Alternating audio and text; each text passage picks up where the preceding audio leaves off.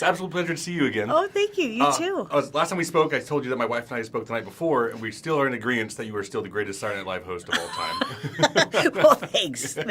You guys got to get a new topic. It's just all we talk about. So for this one, I'm curious, is there a heightened level of intimidation when you take on the role of a real life, real individual compared to a fictional character? Yeah, there is. There's added pressure, and especially I grew to be so fond of Lee that I think you really want to do right by her, and there's so little information on her, and so little. I mean, footage and photos.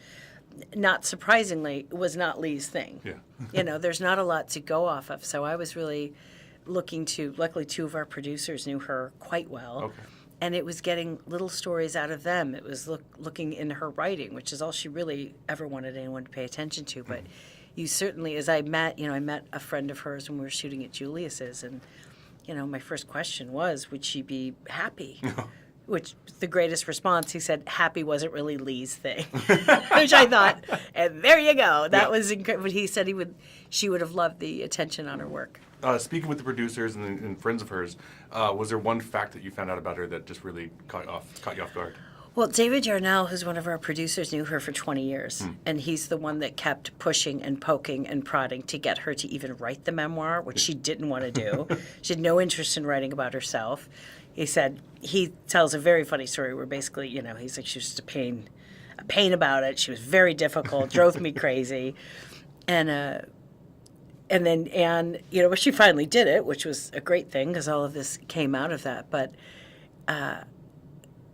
Anne Carey, who's one of our other producers, said that they used to always go out for dinner. And when she would meet with her, Lee would always be there early.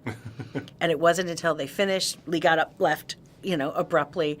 And then Anne would get the bill and always realize there's 2 extra drinks. That she'd get there early, have a couple drinks, put it on her bill, and then be like, bye, thanks.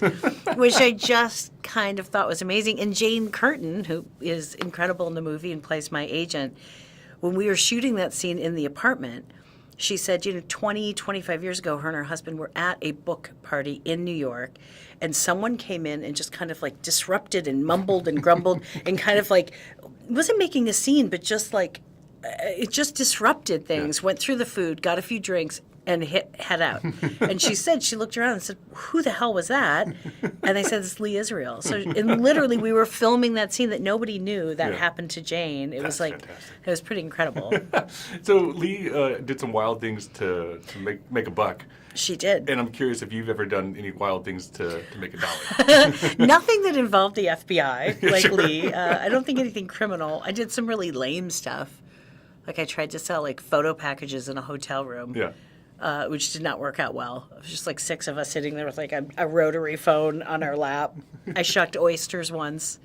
Also didn't I didn't take off to a big oyster career. Yeah. So, but in reading this, it's like I couldn't help think of like if the one thing you can do to support yourself and the one thing you're really talented at is taken away, like what would any of us do if you have to live? And so, I mean, this came down to her survival. Yeah. And I just kept thinking, what would any of us do? You'd do something. It leads me into my last question. I'm curious, what would you do if you had to lead a life of crime? If it was protecting my family and making sure my family was safe, I wouldn't hurt anybody else, but I'd probably bend those laws pretty hard and fast. I feel like everybody else does and gets away with it, so I'm like, well, yeah. Why not? Hopefully I would just, go get a couple of jobs and not, but, maybe crime does pay. I don't know. Maybe. Absolute pleasure meeting you. Yeah, you too. Nice to see you.